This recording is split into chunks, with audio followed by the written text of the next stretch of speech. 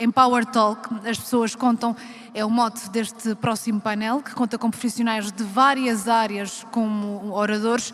Chamo ao palco a Rita Atalaia, editora do E-Contas, que vai moderar este painel.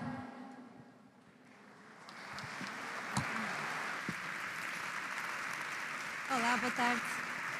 Obrigada a todos por estarem aqui. Vamos então para o nosso último painel deste congresso. Já ouvimos falar de inteligência artificial, sustentabilidade, sobre o valor acrescentado da auditoria, padrões éticos, mas vamos agora para esta Empower Talk, que é sobre, eu arrisco dizer, aquele que é o elemento mais importante para as empresas, que são as pessoas. Não só as pessoas que já estão nas empresas, como aquelas também que estão agora a entrar no mundo do trabalho, como vimos aqui neste vídeo. Hoje há várias áreas, e a auditoria aqui também se inclui, que se debatem com este desafio da atração e da retenção de talento, naquele que é um mundo em constante mudança, com os jovens com novas exigências e que obrigam, de certa maneira, as empresas também a ajustar a forma como fazem a sua integração, mas também como lideram. Para falarmos sobre este tema, chama palco Arménio Rego, professor catedrático da Católica Porto Business School. Arménio. Aqui. Pedro Branco, Headhunter e Managing Partner da Pedro Branco e Partners.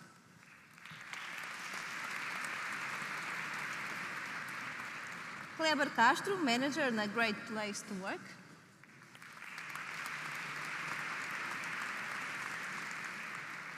E Maria António Cadilho, psicóloga, investigadora e docente.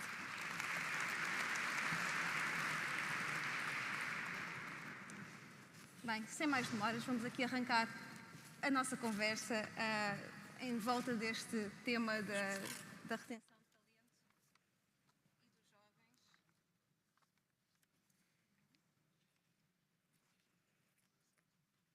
Pronto, obrigada. Pedro, começava por si.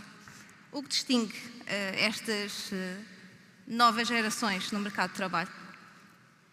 Estas gerações... Não está a funcionar? Está a funcionar. Estas novas gerações procuram um bocadinho aquilo pelo qual tanto lutámos ao longo dos anos. Porque nós falamos, na gestão de pessoas, falamos muito nas questões da... O que é que as empresas oferecem às pessoas em troca do seu trabalho? E falamos de uma coisa que se chama a proposta de valor.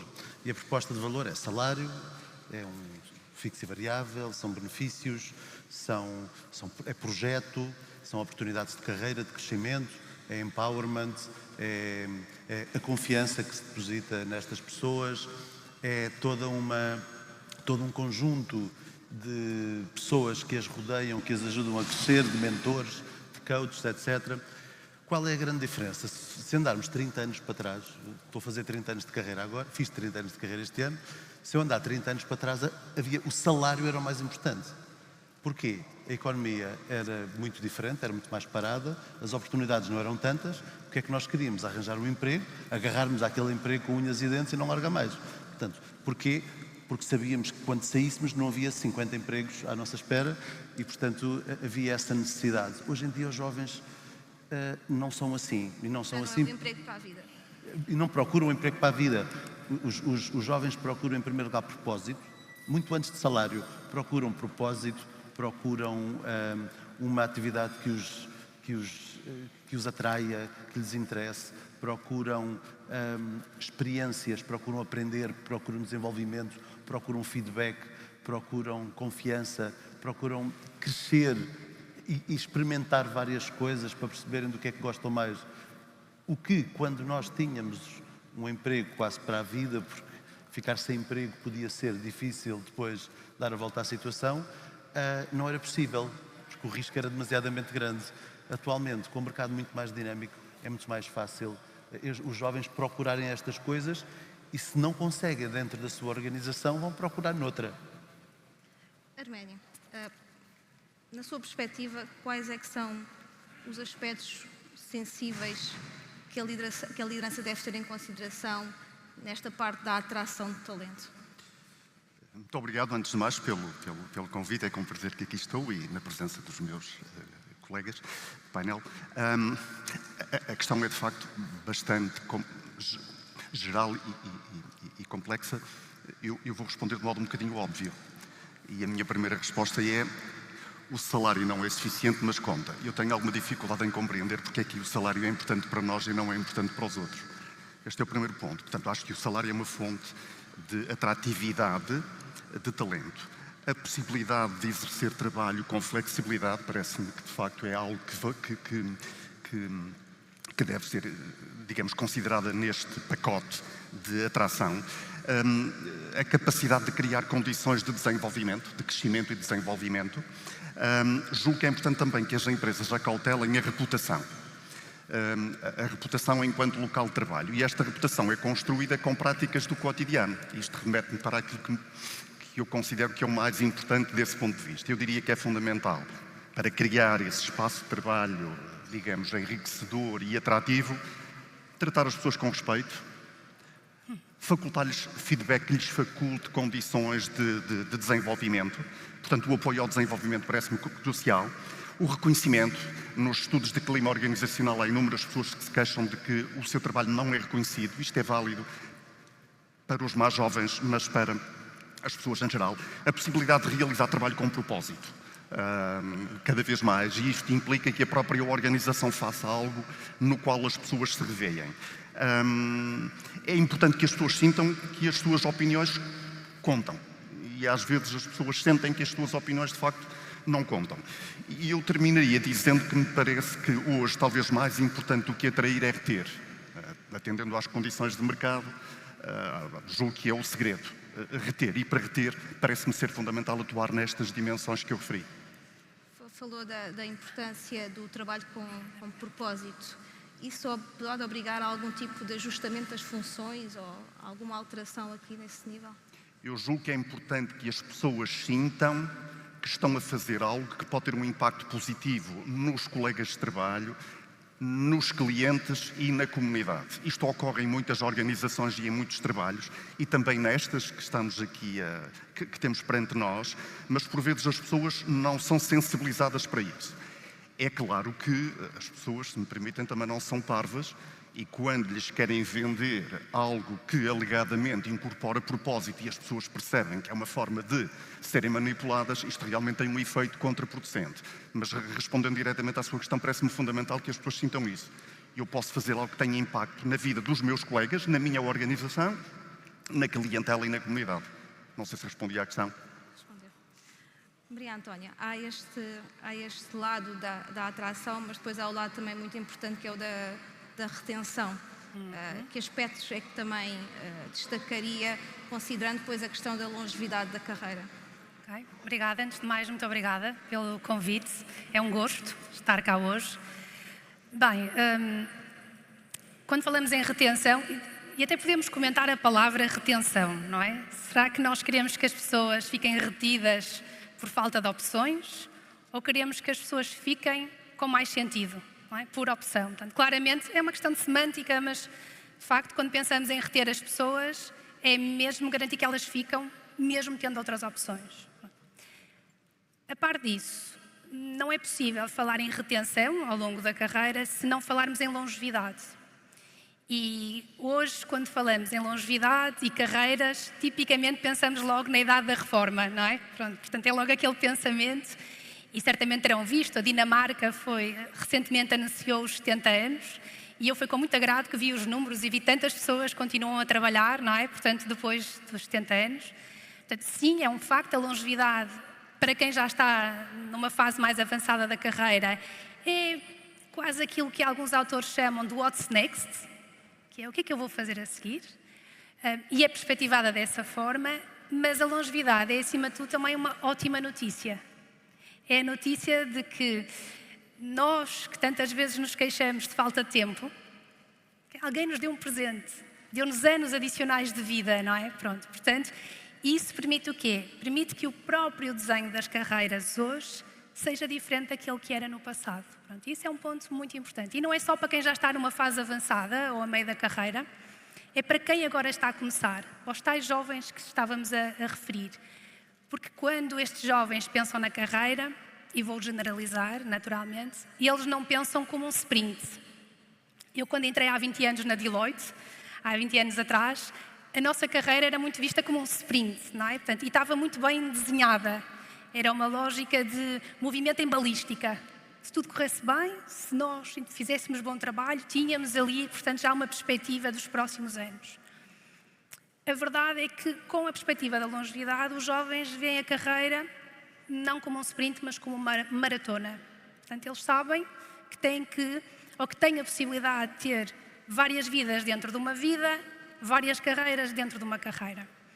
Portanto, os modelos são necessariamente diferentes. O modelo de balística não quer dizer que ele não continue a existir. Há jovens que continuam à procura de um trabalho para a vida e não há nada contra isso. Mas a verdade é que a generalidade sabe que a carreira, como vai ser mais longa, vai ser uma maratona, se calhar vai ter que redesenhar várias carreiras dentro de uma carreira. E depois há várias pessoas que dizem: Maria Antónia, mas isso é muito mais difícil. Para mim que estou a liderar a equipa, não é? Isso é tudo muito bonito, mas para mim que estou a liderar a equipa, uma coisa é eu saber, ter alguma perspectiva, alguma previsão, outra coisa é saber que tenho 5 pessoas e que cada uma está a pensar em desenhos diferentes. É verdade, é mais difícil, é mais complexo, mas é a realidade que temos. Acho que nem vale a pena discutir se é melhor ou pior. É a realidade que temos. E depois, quando me perguntam: Maria Antónia, como é que eu posso saber então o que é que as minhas pessoas querem? Aí não há segredos. É mesmo perguntar, não é? E depois alguns dizem: mas se eu perguntar, vou estar a criar expectativas. Só que as expectativas já lá estão, não é? Portanto, se calhar nós, como líderes, temos que ter a coragem de perguntar e às vezes ter coragem para dizer que não é possível. Mas pelo menos mostramos essa consideração e mostramos que estamos interessados em reter as pessoas pelos bons motivos, que é tentar encontrar percursos que vão ao encontro daquilo que elas valorizam. Não sei se fui clara, sim?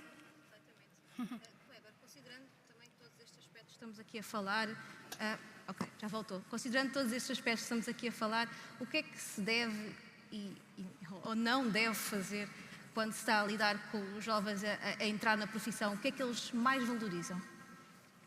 Olha, primeiro ponto, boa tarde a todos, boa tarde colegas, Rita. O que eu vejo, principalmente com os bons exemplos dos nossos clientes, é não tratar um tema como um tabu, um problema. Quanto mais falamos dessa questão da nova geração como um problema para as organizações, mais resistência interna temos.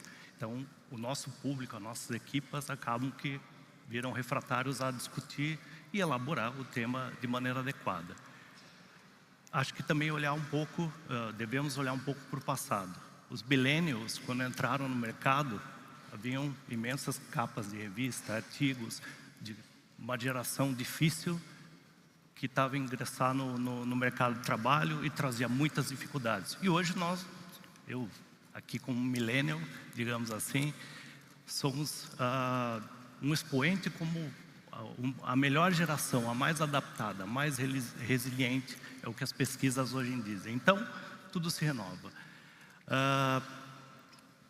Acho que ter essa visão distante, acho que desumaniza esse processo. Isso é, para o bem ou para o mal, eles são uma evolução da nossa geração, das nossas gerações. São os nossos filhos, os nossos sobrinhos, nossos netos. Me recuso a achar que o impacto, e eles são como são, apenas por causa da tecnologia ou pelas redes sociais. Não, eles são um reflexo daquilo que aprenderam e a nossa evolução. Então, eles valorizam exatamente o que a maioria de nós valoriza. A flexibilidade que permite o equilíbrio. Então, eu vejo as empresas que mais performam, têm maior produtividade, colaboradores mais satisfeitos e que permanecem, que gostam e que querem permanecer, porque vem ali um sentido, buscam essa questão da flexibilidade com o equilíbrio, com a jornada, a autonomia com a oportunidade de um constante desenvolvimento. E agora falamos, como bem disse a doutora, não é aquele modelo de carreira linear, de longo termo, mas sim como é que eu posso impactar o negócio de maneiras diferentes a cada ciclo. Agora me sinto maduro para impactar o negócio de outra forma. Como mesmo disse a jovem do vídeo, agora me sinto confortável e vou aos clientes. É isso que os jovens buscam, esse desenvolvimento, tal como nós. E também, por fim, a questão de um propósito da nossa função em si, mas um propósito alargado da própria organização. É preciso ter impacto na comunidade. Uma marca por si não diz nada se ela não trouxer um conjunto de valores e uma missão para a nossa sociedade, principalmente para esses novos jovens. A única diferença entre nós e eles, eu acho que é a questão do filtro. Eles não têm filtro para falar de transparência, discutir salário na primeira semana de trabalho. Eles não têm filtro para dizer, olha, estou estafado emocionalmente e não aguento essa carga de trabalho. O que muda é o filtro. Nós somos condicionados de uma outra maneira, para sermos mais resilientes, esperarmos, comprovarmos o nosso valor e depois haver um retorno. Esses jovens, por crescerem nessa sociedade mais rápida, por verem as crises, por verem os pais, os tios serem dispensados quando tudo ocorre mal nas organizações, eles pensam, olha, me diga o que você tem para mim e eu vou lhe mostrar o meu valor então, com base nisso. Mas o ponto que eu diria é basicamente esse, eles buscam o mesmo, mas com um filtro diferente e uma vontade de se expressar diferente. Falou da questão da autonomia. Que a questão que coloco é como é que se pode dar esta autonomia a estes jovens numa profissão que é tão técnica e que obriga a um acompanhamento tão próximo? Com confiança. Acho que a palavra-chave, como o Pedro também trouxe, é confiança. Conhecimento, mesmo para as funções mais técnicas, ele está disponível, é escalável, acessível. Existem, todas as organizações possuem manuais, procedimentos, plataformas que permitem que um colaborador com muito pouca orientação consiga seguir a sua função. A dificuldade é a liderança que foi acostumada durante muito tempo a fazer a microgestão, a avaliar a produtividade pelo presenteísmo, avaliar a produtividade pelo número de tarefas e não pelo projeto finalizado. São questões que são necessárias serem repensadas. Então a autonomia, ela só vai vir primeiro de uma relação de confiança. A relação de confiança vem de transparência, proximidade, empatia, acessibilidade, conversa. Sem isso, não há de ser. O conhecimento já existe. Então o líder ele tem que atuar como um mentor, como um facilitador e não mais como aquele cobrador de tarefas, de atividades. Quando ele atua e muda essa visão, ele limpa os trilhos, faz com que toda a gente tenha o melhor e todas as ferramentas para atuar. E assim a autonomia acontece. Mas é preciso, sem dúvida nenhuma, repensar desde o topo. Pedro, além desta questão da autonomia, flexibilidade, propósito que os jovens agora procuram, falámos aqui muito nestes 2 dias também da questão da inteligência artificial, das novas tecnologias. Isto também pode ser um fator de atratividade para esta carreira? Sim, os jovens nasceram, estas novas gerações nasceram com a tecnologia já na ponta dos dedos. Um smartphone hoje em dia, qualquer smartphone, tem mais tecnologia do que teve a expedição à Lua em 1969 da NASA. Portanto, temos toda a informação do mundo com a inteligência artificial num telemóvel, gratuitamente. As empresas compram pacotes de inteligência artificial que facilitam imenso o trabalho, aceleram e reduzem as tarefas mais administrativas, mais repetitivas, que são coisas que os jovens hoje em dia também não gostam, porque como nasceram com a tecnologia nas mãos, estão sempre à espera de recompensas rápidas e imediatas, e o que faz com que a burocracia... É uma questão de cultura. As empresas têm de pensar na tecnologia como mais um elemento da cultura. O que é preciso para que uma empresa vingue? A empresa tem de ter líderes, tem de ter excelentes líderes que consigam atingir resultados através das pessoas. Estas pessoas têm de ser competentes, motivadas, com potencial de evolução, têm de estar no sítio certo. E tem de existir uma cultura que permita que isto tudo aconteça e floresça de uma forma simples, ou seja, sem burocracias e com processos e com procedimentos ágeis e rápidos. A inteligência artificial hoje em dia está na crista da onda nesta dimensão e livre de burocracias e pessoas tóxicas que criam entropias no processo. Portanto, quando as empresas tiverem a noção de que a tecnologia e que a inteligência artificial são críticas para criar uma cultura ágil, rápida e sem burocracias e trabalho pesado administrativo, repetitivo, que ninguém gosta de fazer. Fala-se muito, a tecnologia vai roubar os nossos trabalhos. E eu pergunto, se a tecnologia roubar o teu trabalho, é porque se calhar o teu trabalho não é assim tão interessante, não estás a acrescentar valor, estás a fazer coisas que são repetitivas, que são mecanizadas e, portanto, tudo aquilo que é mecanizável, a tecnologia vem e vai substituir e vai fazer muito mais rápido. Eu sou um tremendo fã da tecnologia, eu já não sei viver sem inteligência artificial, eu faço tudo com a inteligência artificial. Não me pode substituir, nunca, jamais, talvez um dia, neste momento não pode, porque ainda não está aí. Mas uma coisa que me levava 2 horas, um relatório da Executive Search, que é um relatório de um candidato que me levava 2 horas a escrever, eu dito durante 10 minutos para a inteligência artificial, ela constrói-me o relatório, eu faço uma validação de cima a baixo e faço as minhas alterações e em 30 minutos, 40 minutos, eu faço um relatório que me levava no mínimo 2 horas a fazer. Portanto, eu amo a tecnologia e os jovens amam a tecnologia por esta razão. Mas é uma questão de cultura também. Mas as lideranças estão a adaptar-se a esta mudança ou continuamos a ver, sobretudo, os modelos mais tradicionais? Eu tenho uma má notícia. Tenho uma má notícia para dar, que é, no último estudo e nos outros todos anteriores ao último, que se fizeram na Europa, Portugal tem um nível de literacia mais baixo dos gestores, portanto, em toda a Europa. Isto significa que, provavelmente, uma grande parte das empresas não está preparada do ponto de vista científico, do ponto de vista técnico, sequer para perceber o que é que tem de fazer. 99,9% das empresas portuguesas são PMEs e 70% são empresas familiares, onde há uma grande centralização da decisão.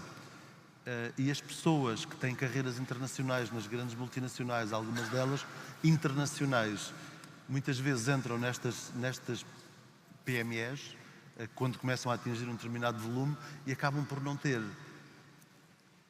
a possibilidade de descentralizar. E quando está tudo centralizado, o que é que não acontece? Não é ágil, não é rápido, as tarefas são repetitivas. Eu ouço histórias destas todos os dias. Eu entrevisto executivos todos os dias e todos os dias eu tenho pessoas. A última vez foi ontem, quando eu vinha para cima, ligou-me uma executiva que mudou de emprego recentemente, mudou de uma multinacional para uma PME. Fui eu que a coloquei naquela multinacional há uns anos, há uns quantos anos. Ela agora mudou de casa e mudou de empresa, foi trabalhar para uma PME que fatura mais do que a multinacional faturava em Portugal e está desesperada porque anda quase a fazer processamento salarial em Excel e usar papéis e assinaturas e as decisões vão todas ao acionista, todas.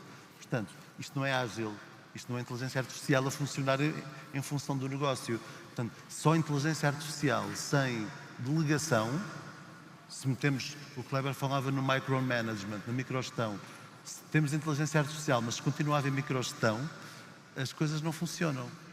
Porque somos muito rápidos a fazer, mas depois para termos a autorização final para as coisas andarem, esperamos semanas.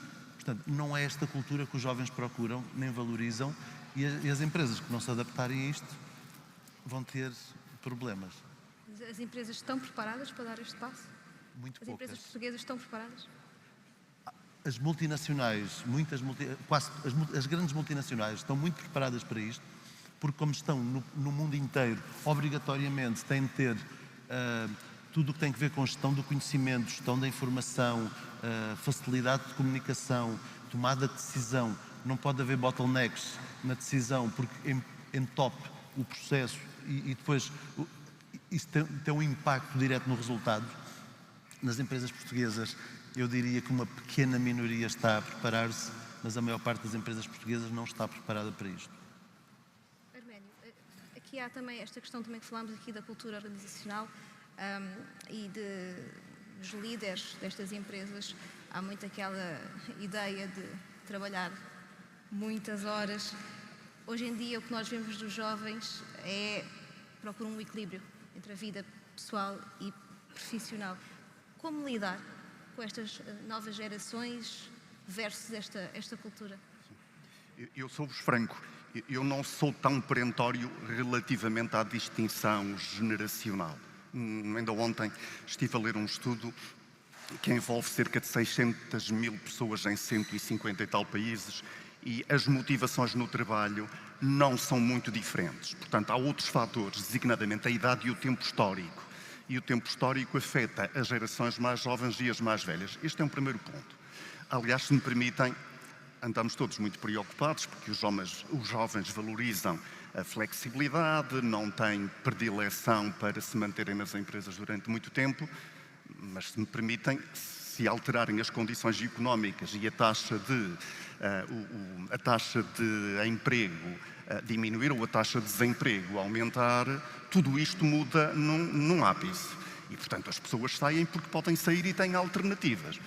Já agora também me deixem dizer o seguinte, hoje parece que o problema é que as pessoas não desenvolvem a lealdade à organização que seria desejável. Mas eu recordo-me bem, e a maioria das pessoas que aqui está seguramente recordar-se-á, tanto quanto eu, não há muitos anos, o problema que nós atribuíamos às pessoas era querem manter-se na organização durante muitos anos, agora essa questão da lealdade não se deve colocar, o que importa é que as pessoas tenham essa adaptabilidade. E, portanto, as pessoas também aprenderam que ser leal à organização contém riscos, contém custos e, portanto, também se protegem. Mas, indo diretamente à sua questão, as pessoas de facto valorizam a flexibilidade, é importante que lhes sejam dadas condições do ponto de vista dos horários de trabalho e já agora também do ponto de vista das possibilidades de trabalharem em regime híbrido. E como sabem, há muitas organizações que são muito resistentes a essas práticas. Nós sabemos que o trabalho híbrido ou o trabalho remoto apenas quer dizer, não é problemático nem vantajoso para o desempenho, tudo depende do contexto, tudo depende do tipo de trabalho, tudo depende do grau de interdependência entre os membros das equipas. Mas, portanto, eu diria, criem condições de flexibilidade horária e condições para que as pessoas, pelo menos de quando em vez, trabalhem remotamente. E voltava aos pontos que mencionei em minha intervenção anterior, do ponto de vista do que é preciso fazer para motivar e reter as pessoas. Maria Antónia, eu também gostava de ouvir sobre este lado geracional, como é que podemos assegurar a integração dos jovens relacionando-se com estas pessoas mais experientes, com diferentes vivências, sobretudo depois de termos visto aqueles números, não é? Percebemos que realmente ali os 70 anos, ainda há muitas pessoas nessa casa. Como é que fazemos, como é que se encontra este equilíbrio? Sim, de acordo. Já agora é uma realidade atual, não é? Até com o tema da longevidade das carreiras, portanto, a probabilidade de nós trabalharmos com diferentes segmentos etários já é uma realidade hoje e vai se intensificar no futuro. Portanto, o que significa que é um caminho perigoso se nós separarmos estes segmentos etários. E eu também prefiro a expressão segmento etário do que geração. Portanto, de facto, é perigoso e isso pode acontecer se a nossa comunicação interna, por exemplo, for muito mais focada naquilo que nos diferencia do que naquilo que nos une. Não é?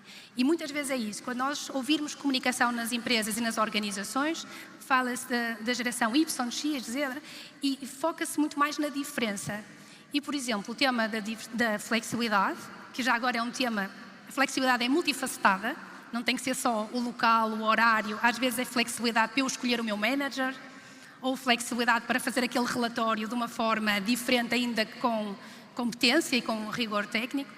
Portanto, a flexibilidade não é algo que só os mais novos valorizam. A flexibilidade é algo, e há estudos que mostram que todos os segmentos etários valorizam. Os motivos é que são diferentes. Não é? Quando nós ouvimos um jovem, pode querer essa flexibilidade para poder ir fazer surf ao final do dia, o que seja. Para um mais velho, pode ser ir buscar os netos à escola. Okay? Portanto, isto só para dar nota que corremos o risco de separar estes segmentos etários ou estas gerações, ter fissuras na nossa força de trabalho se a nossa comunicação for focada no que difere. O que é que a investigação nos diz? Que acho que também é muito importante. E agora já começa a haver vários estudos que falam sobre a cooperação entre gerações. O que os estudos nos dizem, estudos interessantes e robustos, é que as empresas que fomentarem a cooperação entre as gerações vão ter uma enorme vantagem competitiva. Okay? E depois a pergunta é, mas como é que se fomenta a cooperação entre gerações? É fazendo um team building? Também é, mas não chega, não é? Pronto, portanto, há estratégias e hoje pensamos em plataformas como o World Economic Forum e outras que disponibilizam às empresas informação muito válida sobre como é que podem fomentar a cooperação entre gerações. Pensar em alguns exemplos, por exemplo, dar formação com duplas geracionais. Nós sabemos que muitas vezes temos colaboradores mais velhos que tenham expertise único, demorou anos a ser desenvolvido. Mesmo que tivéssemos todos o dinheiro do mundo, não podíamos ir ao mercado comprar esse expertise. Por exemplo, ter academias internas em que os formadores fazem duplas, e quando eu digo duplas não é o mais novo dá a parte da manhã e o mais velho dá a parte da tarde, não é. Construir os conteúdos em conjunto, por exemplo, e são estratégias para fomentar esta cooperação entre gerações.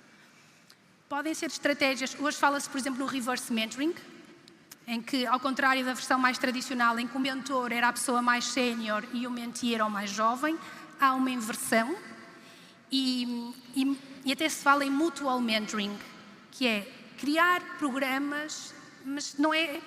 São programas pensados, intencionalizados, para que duplas geracionais tratem de temas muito específicos. Okay? E depois um ponto importante, desconstruir os mitos associados à idade. Há muitos mitos que existem em nós, não é? Há uma tendência para rotular gerações. Há uma tendência para rotular gerações, é normal. Nós dizemos, por exemplo, que os mais velhos são menos inovadores e a investigação não mostra isso. Não há nenhum estudo, verdade, que mostre. Muito pelo contrário, até diz que os colaboradores mais velhos lidam melhor com a ambiguidade, se calhar pela forma como foram educados anteriormente. Também dizemos que os mais jovens são mais descomprometidos e não há nenhum estudo que mostre isso de uma forma efetiva, até porque nós podemos estar 2 anos numa organização super comprometidos e alguém ao lado estar 10 menos comprometido, não é? Portanto, para além da cooperação entre gerações, de criar mecanismos que intencionalmente ponham as pessoas a trabalhar em conjunto, com objetivos concretos, com timeline para cumprir, também desconstruir estas ideias estereotipadas que não são fundamentadas, portanto, na investigação e que fazem com que muitas vezes as gerações virem costas. E nós não nos podemos dar ao luxo, nem como país, nem como empresa, de ter as nossas gerações viradas de costas. Temos mesmo que encontrar uma forma de cooperarem à séria. Okay? Kleber, uma questão que já se falou aqui, o teletrabalho, também ouvimos no vídeo a auditora júnior também a falar sobre a importância de poder trabalhar a partir de casa ou ir para o escritório.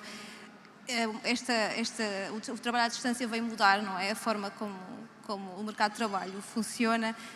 Como é que gerimos isto? Que desafios enfrentam as lideranças neste contexto? Sim, trazem novos desafios. O teletrabalho, principalmente para a nova geração, está muito associado ao equilíbrio, à flexibilidade, à possibilidade de ter ali um contexto mais controlado da própria vida e, mesmo assim, sem prejudicar o trabalho. É isso que a nova geração pensa. Olha, eu tenho capacidade, eu tenho conhecimento, porque precisam me vigiar o tempo todo. Que acho que é um pouco desse desafio do falso controlo, dessa sensação de controlo do ver, do estar, que é natural do ser humano, né? Nós também precisamos do contato. O desafio das organizações é perceber realmente como ensinar as pessoas a terem capacidade de se autogerenciar. Acho que esse foi o primeiro desafio quando surgiu a pandemia. pouquíssima gente sabia, olha, como é que eu me gerencio sem o meu líder o tempo todo a dizer o que eu faço? E é natural, tem perfis que se adaptaram muito rápido e outros ficaram sem norte. Então, isso traz esse desafio.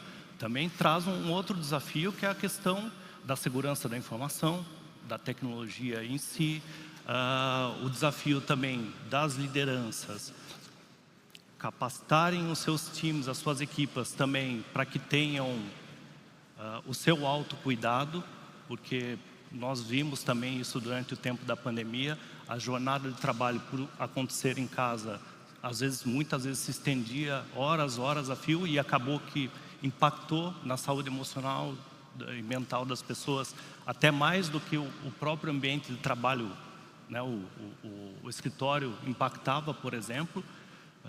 Então, sim, é preciso preparar as lideranças para trabalhar nesse modelo. Eu não vejo como, imagino que as empresas que adiam essa flexibilidade ou esse benefício do teletrabalho vão perder competitividade, e nós vemos isso. Hoje os jovens em Portugal podem trabalhar para qualquer país europeu muito rapidamente e fazem a mesma função, têm as mesmas reuniões, o mesmo nível de cobrança e não precisam estar né, nos Países Baixos, na Bélgica, em UK, e executam a função. Então, quando nós, e principalmente vemos para essa nova geração, o acesso à informação, eles veem colegas, amigos a fazerem isso, eles vão questionar. Olha, por que eu preciso ir ao escritório de segunda a sexta, enfrentar o autocarro, tomar chuva, chegar mais tarde no ginásio, gastar imenso no meu almoço, sendo que eu posso ter um pouco mais equilíbrio no conforto do meu lar? E, logicamente, se o líder for perspicaz na formação da equipa e na gestão das atividades, ele vai perceber que algumas atividades são muito melhores executadas no foco do lar, quando o colaborador não está no open space ou dentro do escritório, sem diferentes interações, assim como outras só acontecem com o contato humano, e é o que o escritório também promove. Pedro, a questão é, as empresas estão preparadas para dar essa flexibilidade? Porque desde a pandemia houve um regresso ao escritório, portanto, estão preparados para responder a esta exigência desta nova geração? Deveriam de estar, até porque a pandemia foi um ótimo tubo de ensaio para testarmos isto tudo, porque não tivemos outra alternativa. Está-se a ver que as empresas estão a regredir bastante. E porquê é que estão a regredir? Porque os resultados, se calhar, não estão a ter os resultados que queriam. Mas se não estão a ter os resultados que queriam é porque estão a fazer alguma coisa menos bem. Em primeiro lugar, se querem controlar o horário das pessoas e a presença das pessoas, é porque se calhar não sabem medir a produtividade das pessoas. E não é por a pessoa estar no escritório que vai ser mais produtiva. Porque a pessoa pode passar 8 dias no escritório sem produzir rigorosamente nada.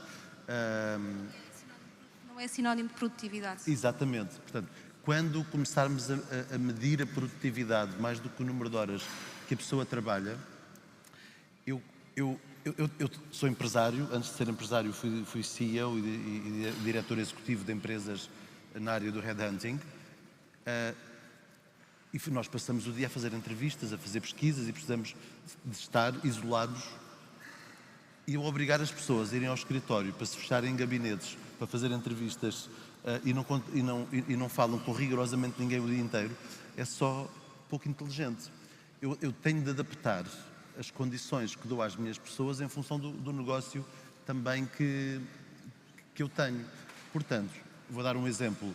Eu tinha uma prática que era: ok, mínimo de permanência, mínimo de visitas ao escritório uma vez por semana. E se só forem uma vez, é à quarta-feira, que é para estarmos todos juntos. Também temos a questão da cultura organizacional, que também não queremos perder. Quem quiser ir todos os dias, pode ir todos os dias. No mínimo, têm de ir um dia. E as pessoas organizam-se em função disso. Há pessoas que me dizem: eu em casa não consigo trabalhar, não me consigo organizar, não me consigo concentrar, eu tenho de estar no escritório. Então essas vão todos os dias, ou quase todos os dias. Há pessoas que dizem: eu moro longe, eu perco 1h30 para ir e 1h30 para regressar. Então eu prefiro trabalhar a partir de casa a maior parte dos dias, vou um dia por semana ao escritório e está fantástico. Eu tinha uma colega que, por exemplo, que quando a filha era mais pequena, fazia uma coisa, que era às quartas-feiras ia buscar a filha mais cedo, a filha saía mais cedo da escola, ia buscar a filha à escola e ia com ela para a praia. Estava à tarde de quarta-feira na praia. E está tudo bem, porque ela depois compensava à noite, no outro dia, no fim de semana. As pessoas... Ela tinha aquela oportunidade de ir com a filha à praia. Se eu não permitisse, ela ia perder essa oportunidade. Ao permitir, ela depois reorganiza a sua vida para o trabalho aparecer. Eu quando fui CEO de uma destas empresas, eu tinha uma equipa em Lisboa e outra no Porto. A primeira vez que eu vim ao Porto, uma pessoa da minha equipa veio-me entregar um papel. Eu assim, o que é isso? Tive de ir com o meu filho ao hospital e isto é justificação, a declaração de presença. Eu assim, e eu quero isso para quê? E ela, imagino que tenhas de entregar isto nos recursos humanos. Eu, com que finalidade? Para justificar, porque ficou alguma coisa por entregar? Não. Fizeste o teu trabalho todo? Sim. É o último papel que me entregas e podes ficar com ele. Aqui é uma questão de confiança, na sua opinião. Se nós não confiarmos nas pessoas, nunca vamos saber se podemos confiar nas pessoas. Temos de fazer o teste. Eu tenho uma premissa, enquanto gestor, eu tenho uma premissa. Eu ou confio nas pessoas ou não confio nas pessoas. Se eu confio nas pessoas, dou total autonomia, total liberdade. As pessoas fazem o que querem, têm de entregar. Os projetos têm uma data para entregar. O projeto naquela data é entregue com qualidade, eu estou satisfeito. Se eu não consigo confiar nas pessoas, elas não servem para trabalhar comigo. Porque eu não consigo fazer microgestão. Não tenho perfil para andar a ver as coisinhas pequenas e andar a controlar. Não é o meu perfil, não sou capaz de trabalhar. Portanto, só há duas hipóteses. Ou eu consigo confiar nas pessoas e as pessoas têm total autonomia e flexibilidade, ou eu não consigo confiar na pessoa e a pessoa não serve para trabalhar comigo. Tem de ir à procura de outra coisa que comigo não dá. Maria Antónia, temos estado aqui a falar da liderança e também desta necessidade, se calhar, de haver um ajustamento das lideranças a esta nova geração e às suas exigências. A Academia também tem aqui um papel muito importante. O que eu gostava de perceber é o que é que a Academia se ajustar a estas exigências da nova geração. Sim, uma questão importante, não é? Vir aqui à Academia dar indicações às empresas e, na verdade, nós fazemos parte de um ecossistema, ou trabalhamos todos ou não vamos conseguir atingir os nossos objetivos. De facto, a Academia já tem feito muitas coisas, mas tem ainda muito para fazer. Eu sinto que é importante, e acho que todos concordam, que é importante que a Academia, isto já vem acontecendo, se aproxime das empresas para conhecer. Portanto, eu sou o exemplo, por exemplo, de alguém que foi tendo uma carreira dual. O que é uma carreira dual? Eu estive sempre ligada à área corporativa, mas também à Academia. E isto, se calhar, para mim, permite-me fazer com mais facilidade a ponte entre as duas áreas e levar os meus alunos a organizações, mas ao mesmo tempo saber falar dos conceitos, não é? No fundo, conceitos e contextos. Trabalhar as duas questões. Portanto, eu diria que é um caminho que a Academia tem de fazer, de se aproximar mais, mesmo no seu corpo docente, daquilo que é a realidade organizacional, sem perder a sua finalidade, não é? Pronto, acho que é um ponto importante. Também não tenho dúvidas que é muito importante que as lideranças se aproximem da Academia no sentido de até conhecer o que acontece nas faculdades hoje, não é? Hoje é muito diferente a dinâmica das faculdades, claro que estou uma vez mais a generalizar e perdoem por isso, mas é muito diferente a dinâmica das faculdades daquilo que acontecia, por exemplo, quando eu fiz o meu curso. Hoje as faculdades têm núcleos estudantis, têm empresas que foram criadas pelos próprios estudantes, em que é espantoso o que nós vemos que lá, é possível ver que lá acontece. Portanto, nós temos jovens que ainda estão a estudar e que já lideram equipas. Eles têm nos seus núcleos estudantis modelos de governo, com o departamento de compras, departamento de logística, departamento de recursos humanos, e eles, antes de acabar o curso, já tiveram muita experiência, à escala, não é? Experiência de liderança, fizeram entrevistas, pediram ajuda para nós irmos lá explicar como é que avaliam os pares. Portanto, isto para dizer o quê? Que as lideranças aproximarem-se da dinâmica de uma faculdade e daquilo que os jovens fazem, também ajuda depois a perceber, quando eles chegam às organizações, aquilo que no passado era um wow moment, que é eu nunca vi isto, se calhar para muitos dos nossos jovens recém-graduados, eles já lideraram alguns processos dentro. É normal que eles não fiquem tão entusiasmados com aquilo que ficariam no passado. Portanto, a academia fomentar esta aproximação. Depois diria, ajudar os jovens a pensar como é que vão desenhar e redesenhar as suas carreiras. Porque as carreiras, lá está, são diferentes daquilo que os pais tiveram e que as gerações tiveram, e para muitos eles perdem um bocadinho a bússola, não é? Tipo, então, mas agora o que é que eu posso fazer e o que é que eu vou fazer? Portanto, a academia tem a responsabilidade, e já há muitos planos curriculares que integram, unidades curriculares chamadas, por exemplo, Lifelong Employability, que é ajudá-los a pensar como é que vão, tendo uma carreira mais longa, como é que vão desenhar e redesenhar. E depois, por último, ajudar com as questões éticas, sem dúvida alguma. Quando falamos em inteligência artificial, e eu vejo como é que meus estudantes usam a inteligência artificial, a academia, as organizações também, mas a academia tem uma responsabilidade muito grande em colocar esses temas de uma forma muito aberta, de uma forma pedagógica, uma ética pedagógica, que é, vamos falar sobre ética. Isto é certo ou é errado? Eu fazer um trabalho com o uso da inteligência artificial, sim, mas até que ponto?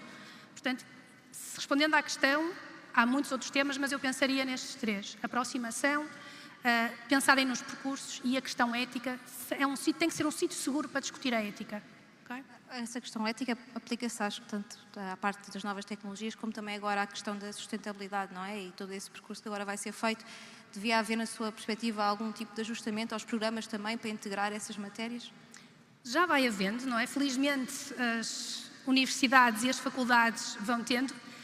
Não sei se vou ser otimista demais, mas eu diria que nos próximos tempos vai haver mais pressão para que, felizmente, mais de comunidade curricular, é que existam momentos para discutirmos questões éticas, em que os estudantes não tenham medo nem receio de perguntar, será que isto é certo, é errado, então vamos discutir. Portanto, sim, há muitas unidades orgânicas, muitas universidades que já têm, e eu perspectivo que nos próximos tempos venham a existir mais ainda, e espero que sim. Mais com mudanças. qualidade. Arménio, também gostava de o ouvir nesta questão da academia. O que é que pode fazer mais também para colaborar? Eu concordo inteiramente com o que a Maria Antónia disse e, se me permitisse, faria um pequeno comentário àquilo que ela referiu antes a propósito das segmentações geracionais e idadistas. É preciso muito cuidado. Porquê? Se a minha teoria, e a expressão não é minha, a analogia não é minha, se a minha teoria acerca dos astros estiver errada, os astros não mudam o seu comportamento.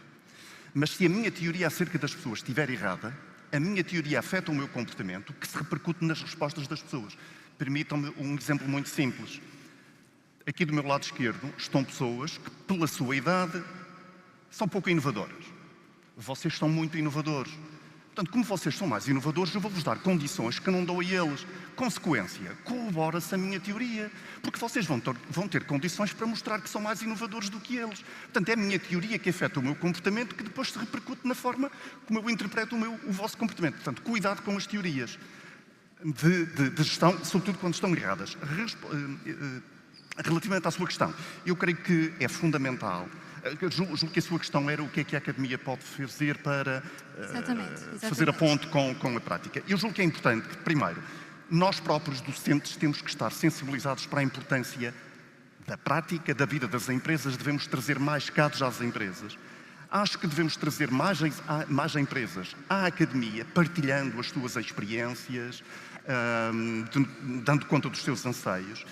É importante valorizar as experiências de trabalho dos estudantes. Eu julgo que esta é uma matéria que está subestimada, julgo que é fundamental fazê-lo. Não devemos, no entanto, subestimar a importância das teorias que a academia veicula. Alguém terá dito que não há nada de mais prático que uma boa teoria. Uma boa teoria ajuda a intervir na prática. Agora, não confundamos teoria com especulação e com bullshit. Uma boa teoria fundamentada pode ser de enorme utilidade. Agora, também é importante que as próprias empresas estejam sensíveis para isto e estejam dispostas a mudar em função das teorias que a academia veicula. E aquilo que eu sinto muitas vezes, por experiência pessoal, e permitam-me a provocação, mas eu sou mais um académico, às vezes as empresas não gostam de abordagens e de teorias e de conhecimento que ponham em causa as suas premissas e as suas crenças. E, portanto, quando um académico diz algo que vai, digamos, um pouco contra a corrente e colide com a teoria dominante, a acusação que nos fazem, ele é muito académico, não sabe o que é a prática. portanto, eu julgo que da parte das empresas também tem que haver essa disponibilidade. De manhã alguém falou aqui, e agora também, sobre o nosso tecido empresarial tem uma componente de empresas familiares muito, muito fortes. As empresas familiares, como todos sabemos, têm o melhor e o pior, por várias razões. Mas agora, se me permitem, da nossa experiência, as empresas familiares, parece haver uma certa inibição em abeirar-se das universidades. É difícil penetrar no tecido das empresas. E eu já tenho abordado o assunto com outros colegas e dizem o mesmo. Portanto, eu julgo que há aqui um esforço mútuo que é necessário fazer. Isto implica, de facto, humildade da nossa parte, que estamos na academia, para aprender com quem está no terreno, e quem está no terreno também tem que ter essa humildade, parece-me. Portanto, este diálogo parece-me fundamental. Perdão por me ter estendido um bocadinho. O nosso tempo voou, mas ainda temos 5 minutos.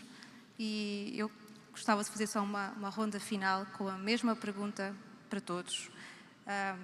Que mensagem é que para vocês faria sentido deixar às empresas sobre talento e as novas gerações? Kleber, começava por si.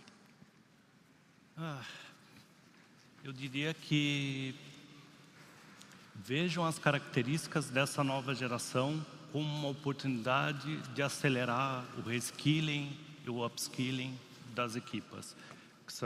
É uma geração que vai permitir que as organizações se digitalizem mais rápido, criem uma visão e processos mais inovadores, permitem também desburocratizar os processos, porque a questão da burocracia interna nas organizações é um tema muito crítico para essa nova geração. Então, com essas diversas maneiras que até os colegas trouxeram de colocar as diferentes gerações para trabalharem juntas, eu vejo como uma vantagem competitiva de acelerar principalmente essas questões, principalmente relacionadas a desburocratizar os processos internos, ampliar a capacidade de inovação, porque eles não têm medo de experimentar, eles já nascem e já estão criados num ambiente dessa forma. E também, principalmente, a questão da parte vamos dizer assim, colocar saúde emocional, que para eles não é um tabu, eles já sabem falar, já têm, se calhar, muito mais conhecimento que nós. Levamos muitos anos para aprender o que são os sentimentos, o que é uma relação tóxica, o que eu não devo tolerar dentro das relações, que é natural, dentro dos ambientes de trabalho. Então, acho que aprender com eles e dar um protagonismo nessas frentes pode ajudar a acelerar a competitividade das organizações. Pedro, a mesma pergunta. Mesma pergunta. Então, se calhar eu vou abordar a resposta de uma forma um bocadinho diferente. Ok, as organizações querem ter resultados. O objetivo de uma organização são os resultados. Sem resultados, as organizações não sobrevivem. Regra geral. Pronto, as organizações tradicionais.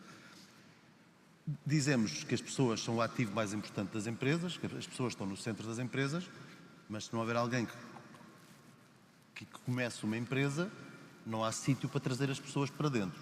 Portanto, isto uma depende da outra.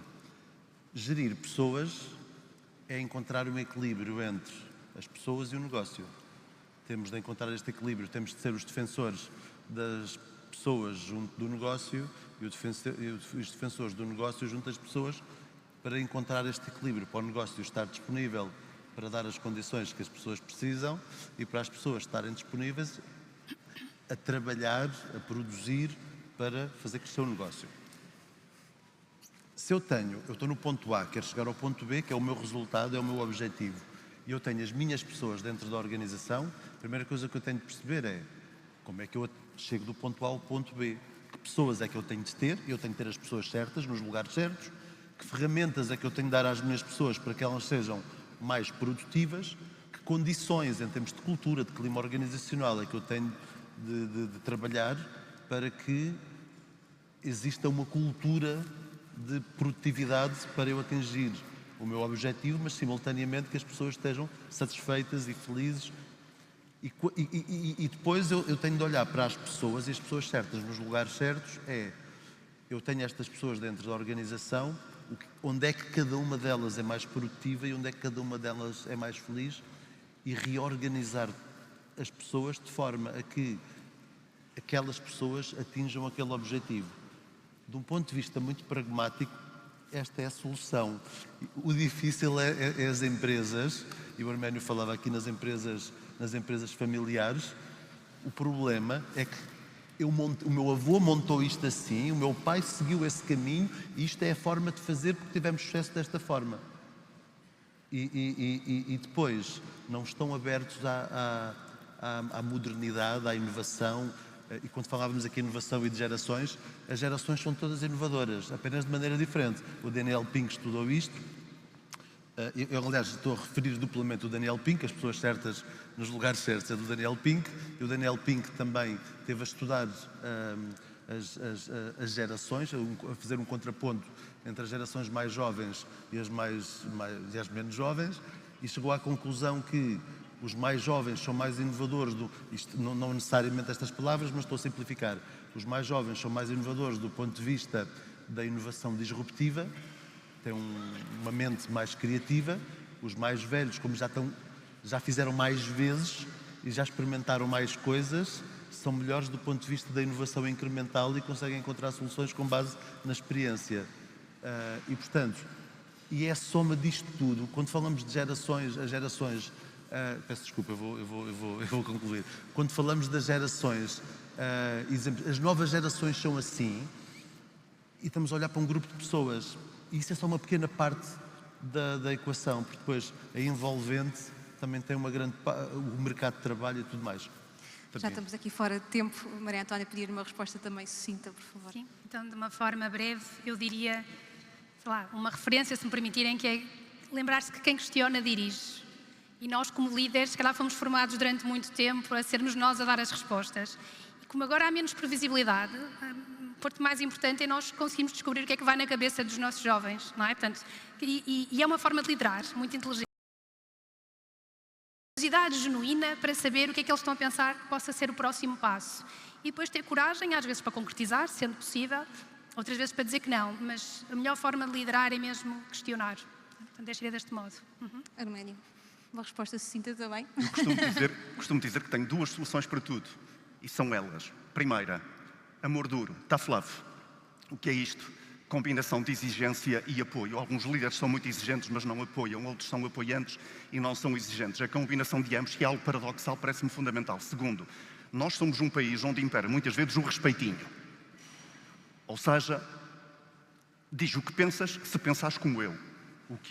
A minha segunda solução é criem-se ambientes de segurança psicológica para que as pessoas se me permitem, abram o bico, expressem o que pensam, mesmo que às vezes estejam erradas. Nós sabemos, quando as pessoas têm liberdade para se expressar, mesmo que mais tarde se venha a perceber que estavam erradas, contribuíram para dinâmicas no seio da equipa que permitem à equipa e ao líder tomar melhores decisões.